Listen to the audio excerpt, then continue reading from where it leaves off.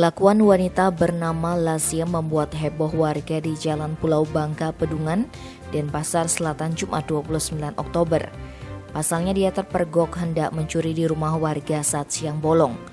Kapolsek Densel AKP Igede Sudiatmaju menerangkan, wanita asal Gunung Kidul, Yogyakarta itu datang ke tempat kejadian perkara mengendarai sepeda motor. Kemudian dia melihat situasi di lokasi dalam keadaan kosong, mendapati pintu kamar korban Niwayan Yuliartini dalam keadaan sedikit terbuka.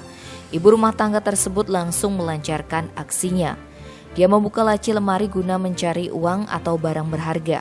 Akan tetapi saat sedang mengacak-acak, aksi wanita berambut pirang ini diketahui saksi Made Agus Satria Binawan. Dengan sigap, saksi mengunci pintu kamar dari luar, lalu memanggil warga setempat. Alhasil, pelaku diringkus beramai-ramai. Peristiwa itu pun diabadikan warga hingga viral di media sosial. Dalam polsek tampak Lasya menangis. Warga kemudian melaporkannya ke Polsek Densel untuk diamankan. Saat diinterogasi, pelaku mengaku mencuri karena kebutuhan ekonomi. Ternyata dia pernah melakukan hal serupa di kawasan tersebut dan berhasil mengambil uang Rp150.000. Tim Bali Express melaporkan.